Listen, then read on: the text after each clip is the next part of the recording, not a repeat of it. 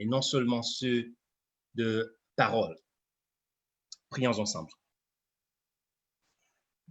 Notre Père céleste, merci pour cette opportunité que tu nous donnes ce matin d'être avec toi. Envoie-nous ton Saint-Esprit, que ce ne soit pas moi qui parle, mais toi qui parles à travers ton serviteur, au nom de Jésus. Avant que je me lance dans le sujet de ce matin, j'aimerais vous partager un chant spécial, une pièce spéciale.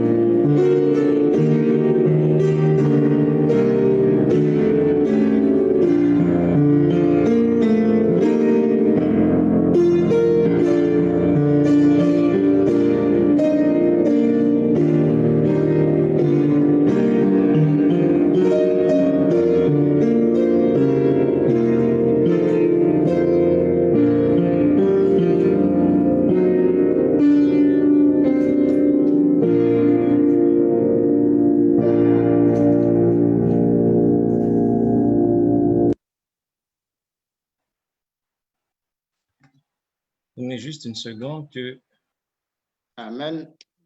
je ne sais pas.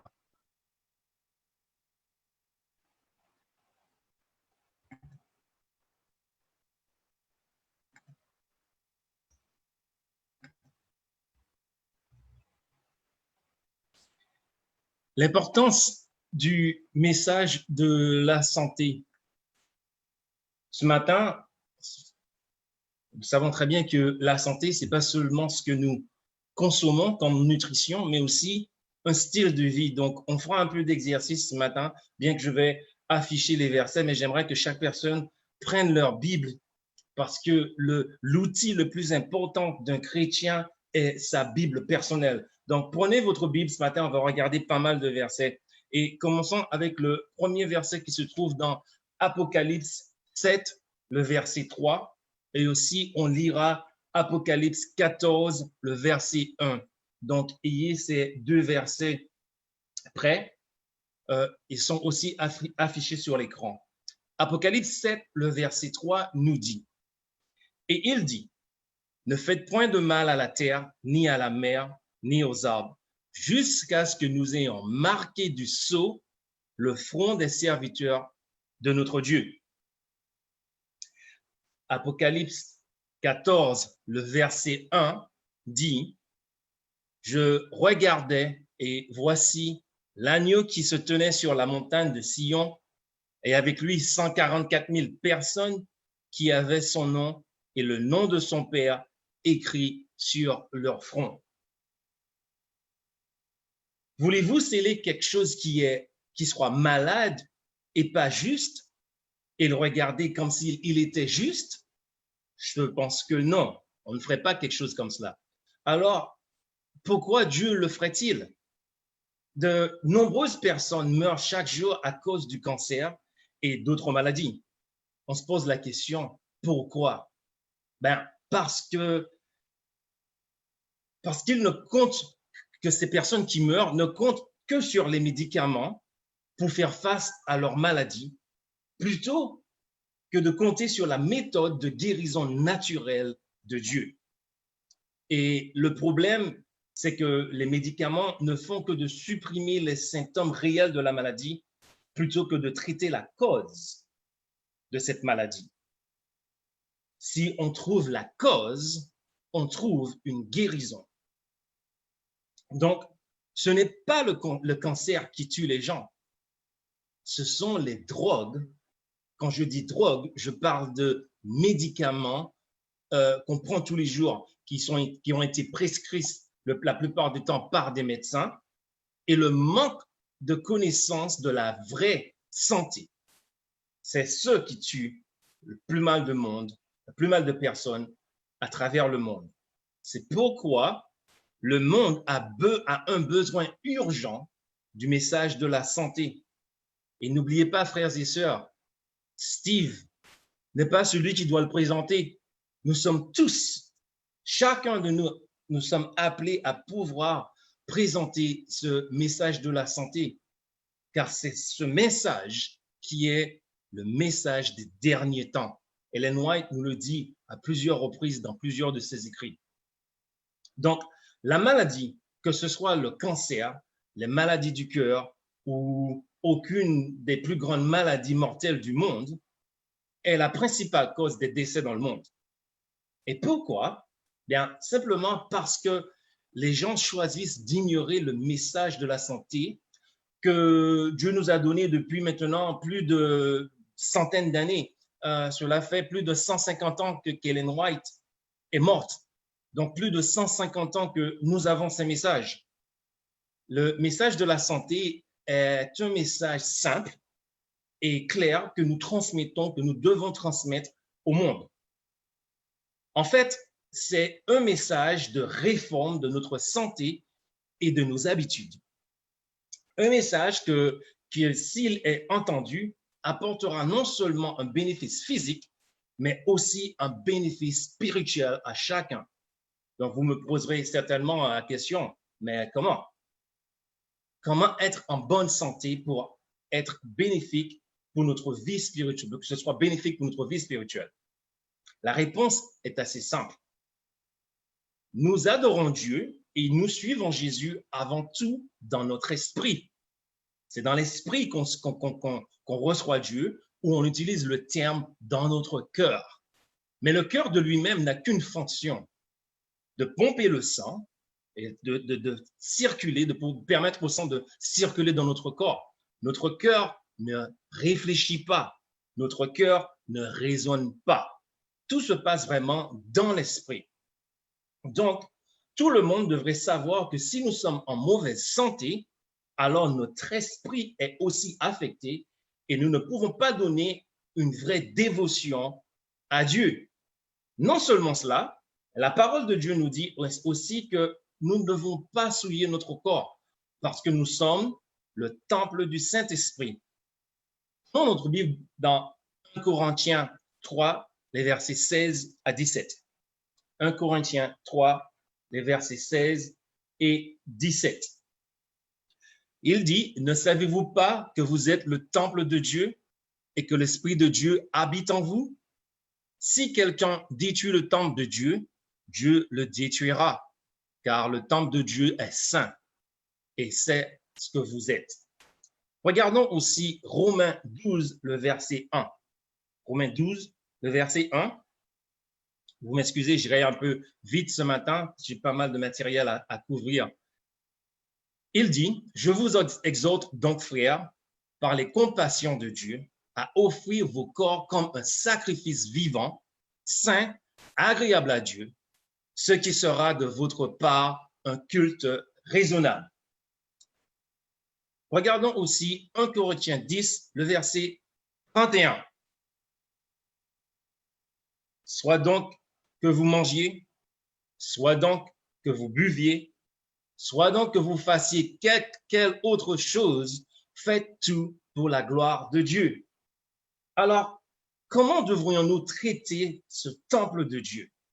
Comment devrions-nous présenter notre corps comme un sacrifice vivant à Dieu? Et en étant aussi sain que possible et en ne consommant pas d'aliments que Dieu n'avait jamais prévus pour que nous les consommons. Pouvons-nous rendre gloire à Dieu lorsque nous nourrissons d'une alimentation provoquant le cancer ou en consommant des aliments transformés, des boissons qui ne sont pas permis de boire? Non. La santé et la tempérance sont des messages essentiels dont les gens ont besoin d'entendre de nos jours. Quelle est l'alimentation de l'esprit? Est-ce qu'il y a un lien, un rapport entre l'alimentation et l'esprit? En termes simples, ce que vous mangez affecte directement la structure et la fonction de votre cerveau. Beaucoup de personnes ne font pas le lien entre leur alimentation et leur esprit. Nous avons simplement tendance à penser que ce que nous mangeons affecte simplement notre corps. Et pourtant, de nombreuses preuves nous indiquent que non seulement notre estomac est étroitement lié à l'esprit, mais ce que nous mangeons, ce que nous mangeons en fait affecte grandement la façon dont nous pensons. Non seulement les scientifiques l'ont prouvé à plusieurs reprises de nos jours, non seulement les diététiciens en parlent et forment pas mal de personnes à ce sujet, mais la Bible, elle, où je vous rappelle tous que la Bible est arrivée bien avant la science. Nous avons eu la vérité venant de Dieu bien avant que les scientifiques ont découvert ce qu'ils appellent des secrets, qui en fait ne sont pas des secrets, étaient déjà révélés dans la Bible. Alors, qu'est-ce que la Bible nous dit à ce sujet? Dans Ésaïe 7, les versets 14 et 15, nous dit, « C'est pourquoi le Seigneur lui-même vous donnera un signe. Voici, la jeune fille deviendra enceinte, elle enfantera un fils, elle lui donnera le nom d'Emmanuel. Il mangera de la crème et du miel jusqu'à ce qu'il sache rejeter le mal et choisir le bien. » Alors là, nous voyons bien. Avez-vous déjà remarqué ce verset auparavant? Des fois, on peut le lire sans porter attention. Mais qu'est-ce qu'il nous dit vraiment? On nous dit que, la Bible nous dit que le régime du Christ, lorsqu'il deviendrait humain comme nous, aidera à déterminer sa croissance et à savoir comment refuser le mal et faire le bien. Et où pouvons-nous distinguer le mal, faire la distinction, entre le mal et le bien? C'est dans notre tête, dans notre cerveau. Donc, il n'y a aucun doute que l'alimentation et notre mode de vie sont très liés et affectent la façon dont notre esprit fonctionne.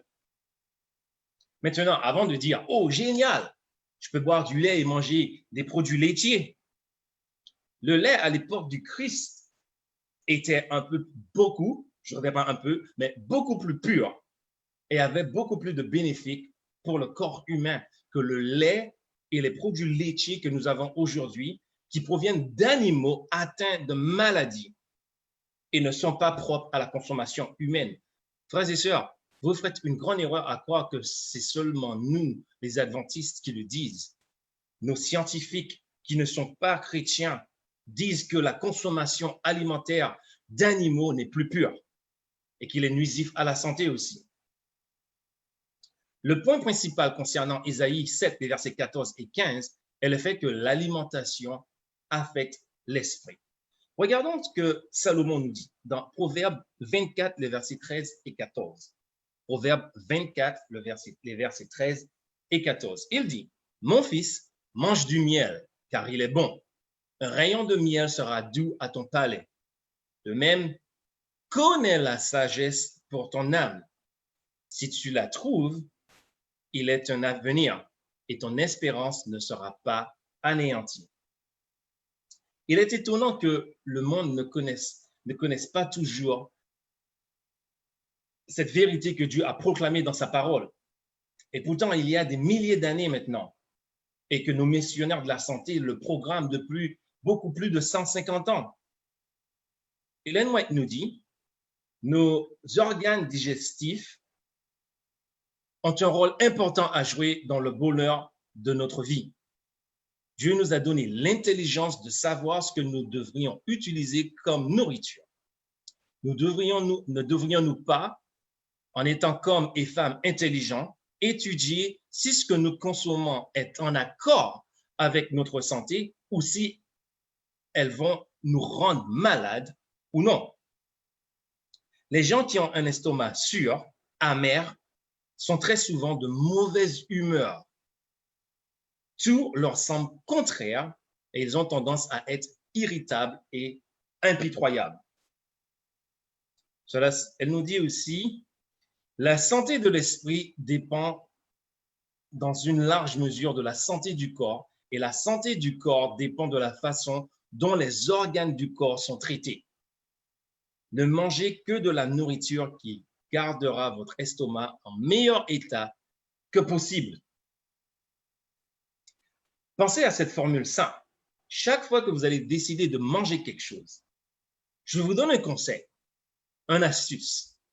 La nourriture vivante confère à la vie et au corps et nous donne de l'énergie, tandis que les aliments morts transmettent la maladie et la mort au corps et à l'esprit.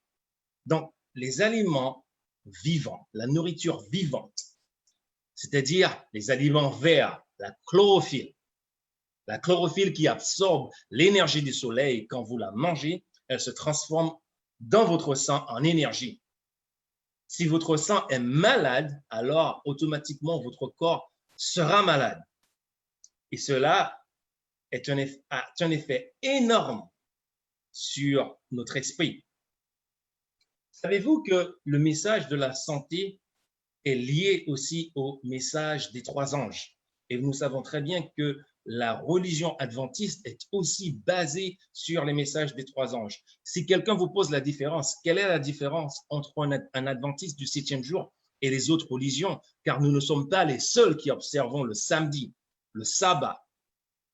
La différence entre nous et les autres religions, c'est que nous observons le sabbat et nous avons aussi la croyance du message des trois anges. Mais le message des trois anges est aussi lié à la santé. Et je vous montrerai comment. Regardons Apocalypse 14, 7 et 6. Mais avant cela, excusez-moi, j'ai raté un de mes textes, j'aimerais qu'on regarde Apocalypse 7, les versets 3 qu'on a lu ce matin, et aussi Apocalypse 14, le verset 1. Et nous constatons que Dieu va sceller. Dans Apocalypse 7, verset 3, il a parlé de sceller un groupe de personnes avec son nom ou sur leur front, qui veut dire dans leur esprit. Mais nous ne réalisons pas l'importance vitale de ce message. Maintenant, réfléchissez à cela. Quelle sorte de choses voulons-nous sceller aujourd'hui? Est-ce que nous voulons sceller quelque chose qui est atteint ou gâté? J'espère que non. Il n'y aurait aucun intérêt à sceller telle chose. Nous ne scellons donc que des choses parfaites, fraîches, et qui doivent être conservées de cette façon. Et est-ce que Dieu va sceller un esprit gâché par une mauvaise alimentation ou un mauvais style de vie? En aucune façon. Pourquoi Dieu placera-t-il son sceau et son esprit sur un esprit, pourquoi Dieu placera-t-il son sceau sur un esprit qui n'est pas prêt à exceller? Pourquoi Dieu prendra-t-il le temps de mettre son sceau sur un esprit obscurci et empoisonné par une mauvaise alimentation?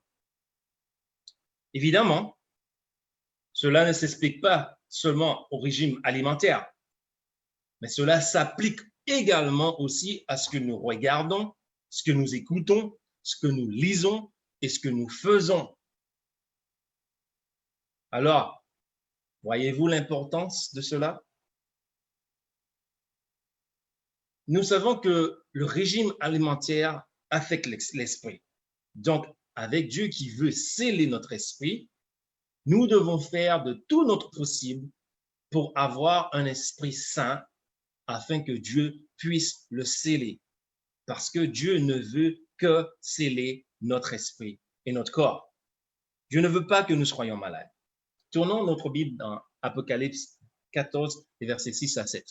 Apocalypse 14, les versets 6 à 7, que nous connaissons certainement bien, dit « Je vis un autre ange qui volait par le milieu du ciel, ayant un évangile éternel pour l'annoncer aux habitants de la terre, à toute nation, à toute tribu, à toute langue et à tout peuple. Il disait d'une voix forte, « Craignez Dieu et donnez-lui gloire, car l'heure de son jugement est venue. Et adorez celui qui a fait le ciel et la terre et la mer et toutes les sources d'eau. » Paul a également dit que soit que vous mangiez, soit que vous buviez ou que vous fassiez, faites tout à la gloire de Dieu, que nous avons lu ce matin dans 1 Corinthiens 10, les versets 31.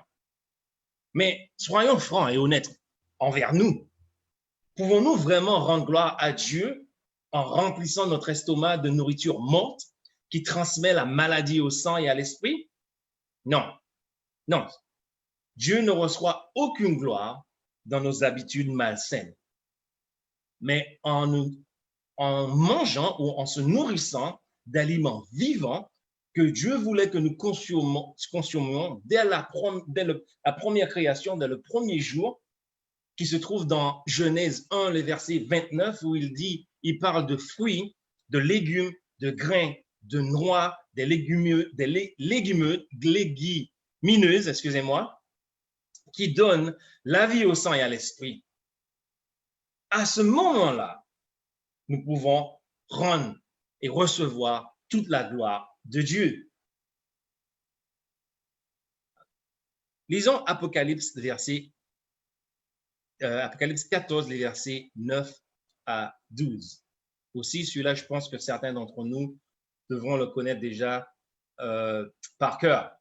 Il dit, « Et un troisième ange, les suivit en disant d'une voix forte, « Si quelqu'un adore la bête et son image et reçoit une marque sur son front et sur sa main, il boira lui aussi du vin de la fureur de Dieu, versé sans mélange dans la coupe de sa colère. Et il le sera tourmenté dans le feu et le soufre, devant les saints anges et devant l'agneau. Et la fumée de leur tourment monte au siècle des siècles. Et ils n'ont de repos ni jour ni nuit, ceux qui adorent la bête et son image, et quiconque reçoit la marque de son nom. » C'est ici la persévérance des saints, qui gardent les commandements de Dieu et la foi de Jésus. Frères et sœurs, ceci est un avertissement très sérieux, mes amis. Des tromperies de grandes ampleurs arrivent sur ce monde et nous aurons besoin d'un esprit dévoué et saint pour pouvoir non seulement détecter, mais aussi résister aux déceptions à venir. Rappelez-vous maintenant qu'Ésaïe 7, les versets 14 et 15, avait dit que Jésus a pu survivre à la vérité et détecter et aussi résister au mal dans sa nature humaine, grâce à quoi? Le régime alimentaire que Dieu avait demandé à sa mère de lui donner. Bon, bien sûr, Dieu était aussi 100% homme, 100% divin. Mais même étant que divin, il a reconnu que sa partie humaine, la partie 100% être humain, avait besoin d'un régime alimentaire approprié. Donc, quel genre de personne sera capable d'effectuer une étude personnelle, diligente et une dévotion à Dieu et pouvoir détecter la tromperie de la bête? L'Apocalypse 14. Vraiment une personne en bonne santé qui a un esprit sain. Mais est-ce qu'une personne malade qui a l'esprit troublé à cause d'une nourriture morte qu'elle a passé sa vie à consommer pourrait détecter et avoir l'esprit de Dieu en lui pour savoir quoi dire, quoi faire, où aller, quoi prêcher? Pas aussi bien que la personne qui a vraiment écouté les commandements que Dieu nous a demandé de faire. Maintenant, qui est adoré? Quelle est la bête? De quoi parle Apocalypse 14? C'est bien sûr la bête aussi d'Apocalypse 13, n'est-ce pas? Et cette bête est la même bête qu'on trouve dans Apocalypse 17 aussi. Mais il y a une autre entité importante impliquée ici, qui est Babylone. Babylone est aussi la femme prostituée, chevauchant ou contrôlant la bête.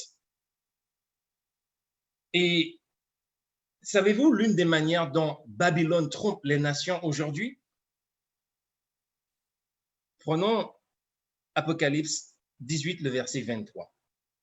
Apocalypse 18, verset 23. Il dit, « La lumière de la lampe ne brillera plus chez toi, et la voix de l'époux et de l'épouse ne sera plus entendue chez toi, parce que tes marchands étaient les grands de la terre, parce que toutes les nations ont été séduites par tes enchantements. » Enchantement. Qu'est-ce que cela veut dire d'après vous? Tournez vos micros pendant quelques secondes. Comment comprenez-vous le mot enchantement? J'aimerais entendre quelques réponses. Que veut dire enchantement?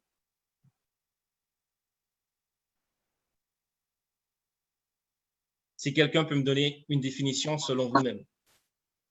Je dirais une séduction, une tromperie. OK. Une autre définition, quelqu'un d'autre?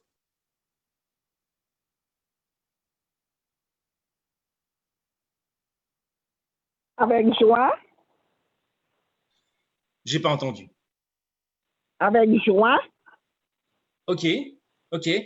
Donc, le mot ici, enchantement, veut vraiment signifier sorcellerie. Et savez-vous que le mot sorcellerie est d'origine grecque? Et ce mot grec pour enchantement ou sorcellerie est pharmakeia, ce qui signifie la définition de pharmakeia est l'utilisation ou l'administration de médicaments. Et c'est le même mot d'où proviennent les produits pharmaceutiques. Donc, les nations ont été déçues par les produits pharmaceutiques de Babylone. Oh, quelle déception ici, hein? La grande majorité des gens du monde entier nous avons tous été trompés en pensant que les médicaments pharmaceutiques sont sans danger et sont conçus pour nous aider. Mais en fait, la réalité est que ces médicaments pharmaceutiques ne procurent aucune, et je dis ne procurent aucune guérison. En fait, ils affaiblissent sévèrement notre système immunitaire. De plus, ils provoquent une dépendance chez de nombreuses personnes. Maintenant, regardons ce que Ellen White nous avait dit. Il y a plus de 150 ans, elle nous avait donné un avertissement. Et elle disait dans Conseil pour la nutrition, la nourriture et la nutrition, ne prenez pas compte de la pagination que j'ai sur mon écran parce que c'est les livres en anglais. En français, je pense que c'est un peu différent. Mais elle dit, les médicaments doivent être utilisés aussi rapidement que possible jusqu'à ce qu'ils soient entièrement jetés. Donc, nous ne vous disons pas ce matin de ne pas utiliser les médicaments que les médecins ils ont prescrits. Bien sûr que non. Mais utilisez-le le plus rapidement possible. Mettez-le de côté aussitôt que vous en avez plus besoin et changez votre alimentation. Je vous rassure que vous n'en aurez plus besoin après. Donc, je me répète, si vous avez des médicaments qui ont été prescrits par des médecins, je ne vous demande pas ce matin d'arrêter de consommer ces médicaments. Vous continuez à prendre vos médicaments le plus rapidement que possible jusqu'à ce qu'ils soient entièrement jetés. Et prenez ce challenge à changer votre alimentation, votre style de vie, à suivre ce que Dieu nous dit. Et vous verrez que dans les années, les mois à venir, vous n'aurez plus besoin de ces médicaments. L'abus de drogue, quand Ellen White parle de drogue, c'est une traduction anglaise, on parle de médicaments prescrits par les médecins, devrait être à jamais abandonner, car s'il ne guérit aucune maladie, il affaiblit le système, le rendant plus susceptible aux maladies. Elle dit aussi, le but du Seigneur est que sa méthode de guérison soit mise en évidence, sans drogue, excusez-moi, soit mise en évidence dans toutes les grandes villes à travers nos institutions médicales. Frères et sœurs, c'est un peu triste pour nous. Il y a des hôpitaux aux États-Unis. Quand j'habitais dans le Massachusetts, il y a l'hôpital qui s'appelle UMass, l'hôpital universitaire de Massachusetts. Quand vous allez dans ces hôpitaux, il n'est pas permis de fumer dans les parkings, à plus forte raison, à moins dans les chambres ou dans les hôpitaux. Dans le parking, interdiction de fumer. Et pourtant, chez nous, dans nos hôpitaux adventistes, nous avons un coin pour les fumeurs. Nous nous sommes vraiment éloignés de ce que Dieu nous demande de faire. Pourquoi? Parce que nous voulons imiter le monde. Nous pensons qu'en imitant le monde, qu'en essayant d'adopter ou de faire des choses où que le monde se sente à l'aise, on sera mieux reçu. Et là, frères et sœurs, nous nous trompons. Nous devrions être fiers de notre message. Dans chaque établissement de santé qui est tombé dans les pratiques du monde, le Seigneur appelle un changement décisif. Le peuple de Dieu devrait avoir des centres de santé. Cela, je suis convaincu et je vous le dis, le peuple de Dieu devrait avoir des centres de santé qui traitent toutes sortes de maladies en utilisant des méthodes naturelles prouvées efficaces, pas des médicaments. Alors, nos établissements de santé seraient vraiment un témoignage pour Dieu et nous accomplirons notre véritable appel missionnaire médical. Mais si notre première façon de traiter est basée sur l'utilisation de médicaments, nous ressemblons tout à fait au monde et Dieu, frères et sœurs, n'est pas glorifié. Amen. Nous avons un Dieu fort et puissant. Et le plus souvent, nous avons peur de compter sur lui.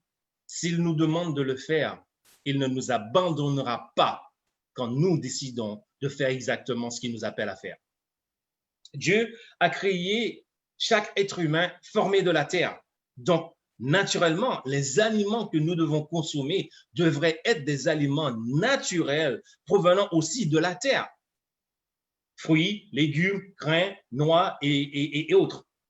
Le problème, c'est que la société d'aujourd'hui est vraiment bombardée de déchets transformés qui, dans l'ensemble, ne sont même pas de la vraie nourriture. Une grande partie des aliments vendus dans nos supermarchés aujourd'hui, en fait, sont fabriqués dans des laboratoires scientifiques. Ne me croyez pas, faites vos recherches et vous allez voir. Mais je vous le dis, la majorité des aliments que nous consommons dans les supermarchés que nous achetons sont fabriqués dans des laboratoires scientifiques. Ils ne sont pas seulement dépourvus de nutrition, mais ils sont pleins de sucre, pleins de graisse, pleins de produits chimiques transformés qui sont en fait nocifs pour notre corps. Ajoutez à cela tous les produits chimiques toxiques qui sont mis dans le vol et pulvérisés, c'est-à-dire qui sont mis dans l'air, excusez-moi, et pulvérisés sur nos plantes et qui sont aussi modifiés par les OGM en parlant de la chair animale malade. Alors, nous avons tous une recette pour le désastre et la maladie qui suivra. Donc, la question ce matin, c'est comment puis-je être en meilleure santé et prévenir, ou je dirais pas prévenir, mais oui, prévenir la maladie. Comme on dit, prévenir vaut mieux que guérir. Il y a 10 points que j'aimerais vous partager. Voici le secret que Dieu nous a donné. 10 points, comment prévenir la maladie. Premièrement, éloignez-vous de la viande, des produits laitiers et des aliments transformés. Comment le faire? Simplement, ajoutez à votre nutrition plus de légumes verts. N'essayez pas de tout abandonner en un moment. parce que cela a été prouvé que ça ne fonctionne pas vraiment bien. Ajoutez de plus en plus des aliments verts dans votre nutrition. Et vous allez voir que naturellement, petit à petit, vous allez commencer à vous éloigner de la viande. Deuxièmement, remplissez votre alimentation avec des fruits, des légumes, des grains et des noix. Troisièmement, le plus que possible, achetez des aliments biologiques dans la mesure que vous pouvez ou cultivez ces produits vous-même. Quatrième point, éloignez-vous des médicaments pharmaceutiques dès que possible. Si toutefois vous consommez de l'alcool, arrêtez de consommer des boissons alcoolisées. Le thé, quand je parle du thé, on parle du thé qui a de la caféine. Le café et aussi les boissons gazeuses. Buvez plus d'eau au lieu de consommer du jus. Faites beaucoup d'exercices. La marche est l'un des exercices le plus recommandé. Une marche le matin, une marche le soir. Respirez beaucoup d'air frais. En faisant des marches, vous allez voir que vos poumons, naturellement, vont s'ouvrir de plus en plus. Mais même en faisant tout cela, il y a un point encore plus important, le plus important dans votre style de vie. Lisez votre Bible et faites confiance à Dieu. Maintenant, j'aimerais me dresser un peu aux mères, à nos mères de famille.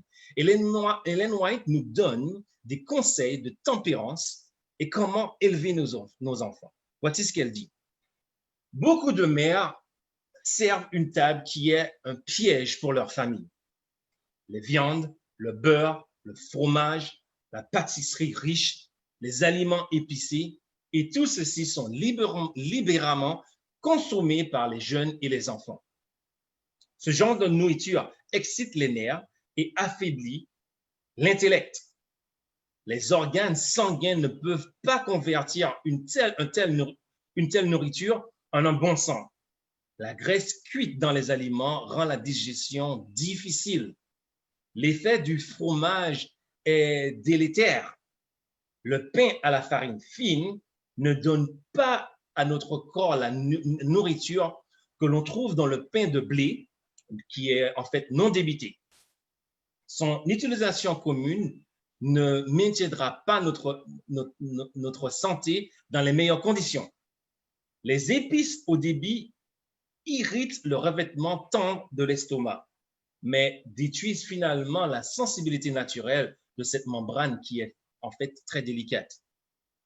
Le sang lui-même devient fiévreux. La propensation animale est excitée, tandis que les pouvoirs moraux et intellectuels sont affaiblis et deviennent des serviteurs des passions éphémères. Les mères devraient étudier pour établir un régime alimentaire simple et nutritif devant sa famille. En fait, envers quoi la plupart des gens se tournent-ils en raison de leur mauvaise alimentation? Les médicaments pharmaceutiques et la spirale vers un corps est un esprit détruit et un esprit détruit augmente de plus en plus. Donc, est-ce que Dieu peut être glorifié de cette façon? Non, pas vraiment. Donc, mes amis, frères et sœurs, nous devons tenir compte de cet appel à la réforme de la santé. Même le monde entier nous dit maintenant que la viande et les produits laitiers, les aliments transformés, les boissons sucrées et les friandises sont tous des aliments qui causent des maladies. Mais c'est triste que ce soit le monde qui nous le dit. Ça aurait dû être l'inverse. C'est notre devoir d'enseigner ceci au monde, pas au monde de nous l'apprendre. Imaginez la tristesse dans les yeux de Dieu quand il se rend compte qu'il doit utiliser les non-chrétiens pour apprendre à son peuple ce que son peuple devrait partager au monde.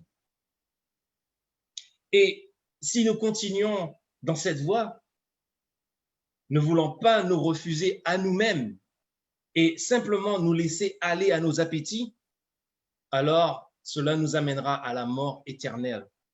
parce que Dieu ne va pas sceller les gens égoïstes qui souillent le temple en remplissant leur estomac de nourriture morte, ce qui a pour conséquence un sang et des esprits malades.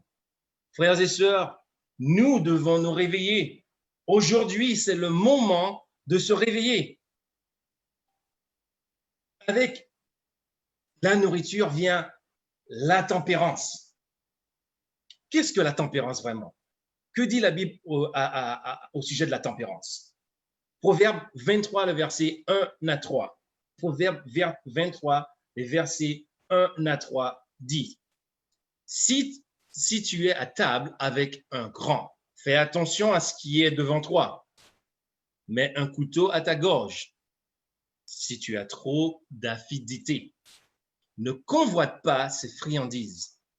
C'est un aliment trompeur. Pensez-vous que ce sont des messages importants? Oui, mes amis, oui, frères et sœurs, la tempérance est également un élément très important de la réforme de la santé. Daniel, en fait, a-t-il considéré avec diligence la nourriture qui lui avait été offerte par le roi Nebuchadnezzar? Et n'oublions pas que c'était la nourriture proposée par un roi, une nourriture offerte par la royauté. Ce n'était pas du n'importe quoi, c'était une alimentation vraiment, quand on regarde, qui attirait certainement, qui donnait l'eau à la bouche.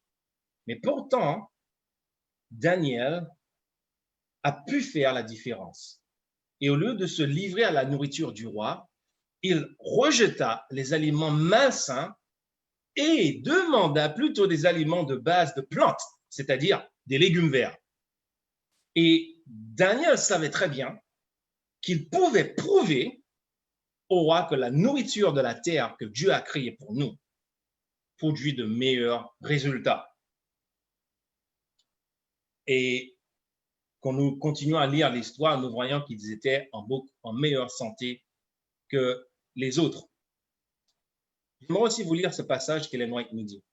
Elle dit, Dieu a écrit sa loi sur chaque nerf et chaque muscle, chaque fibre et fonction du corps humain. Notre indulgence et gourmandise, que ce soit pour le thé, le café, le tabac ou les liqueurs, est l'intempérance et est contraire aux lois de la vie et de la santé. En utilisant ces articles interdits, une condition est créée dans notre corps que le Créateur n'avait jamais conçue pour nous. Cette indulgence est simplement un péché. Mais combien plus pécheurs sommes-nous quand nous professons d'être des chrétiens, que nous disons être les enfants d'Abraham? Nous ne le sommes pas parce que nous ne pratiquons pas les œuvres du Seigneur. Si nous suivons Jésus, nous nuirons à la gourmandise. La souffrance, la maladie et la mort sont la peine certaine de l'indulgence. Waouh! C'est un message assez fort, non? Et pourtant, si nous y réfléchissons vraiment, il y a beaucoup de vérité dans cette citation ci-dessous, que nous devons prendre très sérieusement. Il y a deux choses à noter concernant le café, le thé et l'alcool. L'une est la vérité évidente qu'ils ne sont pas bons pour notre corps et peuvent être nuisifs à notre santé. L'autre point est que beaucoup de personnes, en fait, deviennent dépendantes de ces boissons. Ils pourraient donc être classés comme un type de drogue. Maintenant, qu'est-ce qui devient difficile à pratiquer quand on est accro d'une substance? Bien sûr, la tempérance. Là, ça devient très difficile à être tempérant quand on est accroché à certaines nourritures. Lisons 2 Pierre 1, les versets 5 à 7. 2 Pierre 1, versets 5 à 7. À cause de cela même, faites tous vos efforts pour joindre à votre foi la vertu, à la vertu la science, à la science la tempérance, à la tempérance, la patience, à la patience, la piété, à la piété, l'amour fraternel, et à l'amour fraternel, la charité. La tempérance est une partie importante de notre marche avec le Seigneur, avec notre Seigneur Jésus-Christ. Mais comment pouvons-nous pratiquer et grandir dans la tempérance lorsque nous sommes dépendants de substances comme le thé, le café, l'alcool et autres, le sucre? Ne nous trompons pas, frères et sœurs, on ne peut pas le faire. Par conséquent, tout ce qui nous empêche de pratiquer la tempérance doit être éliminé de notre style de vie. Mais la tempérance, en fait, ne consiste pas seulement à rejeter des choses comme la viande, le fromage, les friandises, les boissons gazeuses, le thé, le café, etc. Il ne s'agit pas non plus de manger plus sainement. Alors, qu'est-ce que la tempérance vraiment? Lisons Proverbe 25, le verset 16. Proverbe 25, le verset 16. Il dit, si tu trouves du miel, n'en mange que ce qui te suffit, de peur que tu ne sois rassasié et que tu ne le vomisses. C'est ça la tempérance. Mangeons ce dont nous avons besoin. Nous avons donc besoin de tempérance dans les aliments sains aussi.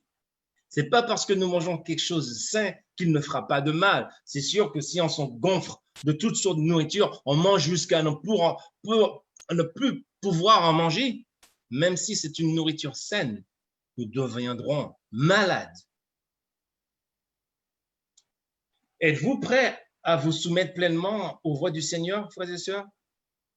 Jésus-Christ, il a tout donné pour nous, même si nous étions pécheurs. Donc, si nous ne sommes pas disposés à abandonner certaines substances malsaines et à pratiquer la vraie tempérance de notre Seigneur béni, alors nous lui montrons que nous n'avons pas une vraie foi et que notre salut, en fait, est en danger. Et non, nous ne sommes pas sauvés en abandonnant le café. Nous ne sommes pas sauvés en abandonnant la viande non plus. Nous sommes sauvés par la grâce et par la foi. Mais la façon dont nous vivons prouve que notre foi est authentique, ou elle peut prouver que notre foi n'est pas authentique. Donc, le sujet de la réforme de Dieu est d'être agité et que l'esprit public doit être aussi agité. La tempérance, en toute chose, doit être liée au message pour détourner le peuple de Dieu de son idolâtrie, de sa gourmandise, de son extravagance en matière vestimentaire et autres, pas seulement la nourriture. C'est le renoncement à soi-même, l'humilité et la tempérance exigée des justes vient de Dieu. Dieu a montré que la réforme de la santé est étroitement liée au message du troisième ange.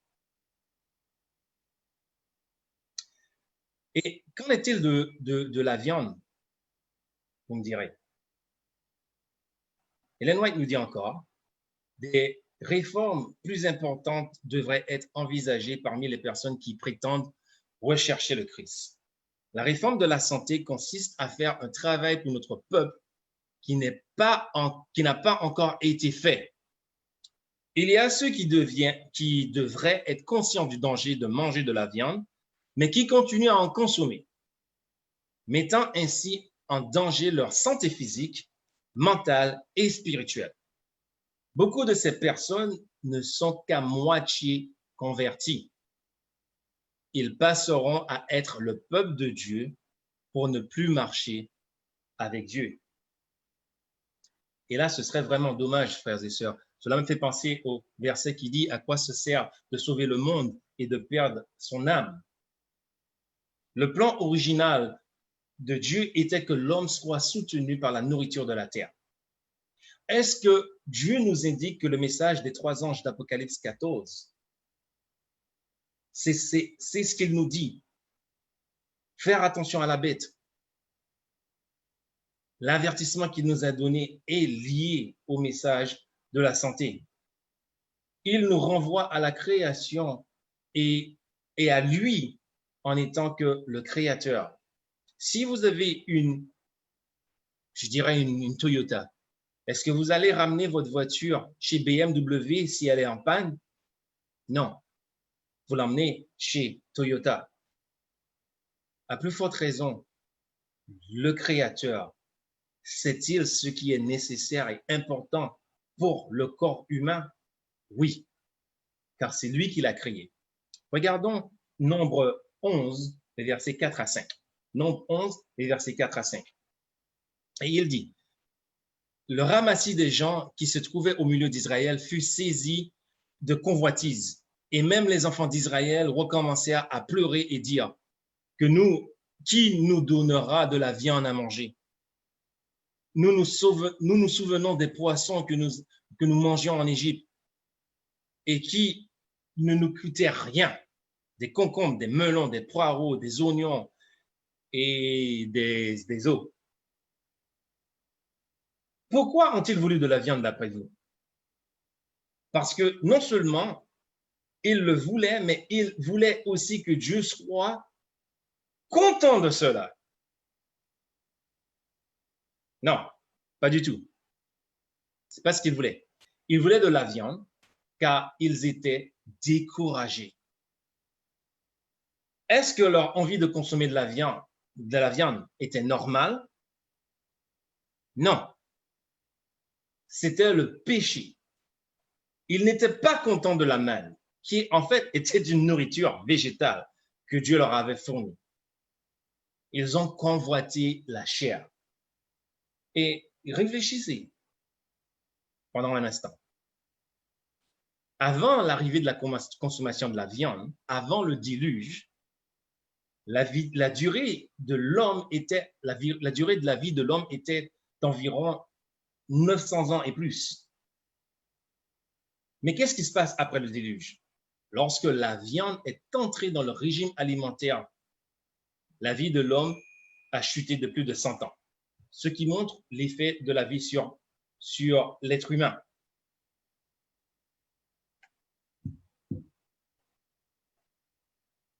Donc, je pense que j'ai suffisamment démontré dans tout ce que Dieu nous demande de faire.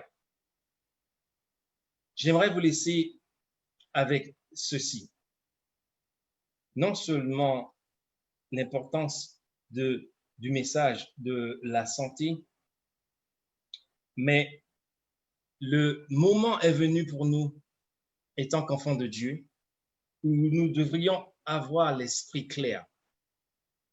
Ayez l'esprit clair pour nous aider à discerner les grandes déceptions que Satan apporte à ce monde. Il sait que le temps est complètement terminé.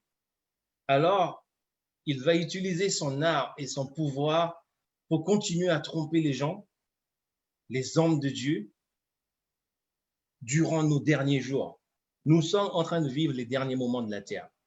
C'est pourquoi nous devons faire de notre mieux pour construire notre corps afin de pouvoir résister aux maladies, afin que nous puissions penser clairement, discerner entre le bien et le mal et apporter la gloire à Dieu dans nos vies.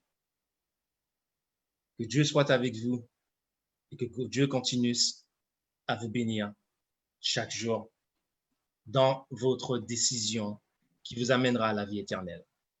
Amen. Amen.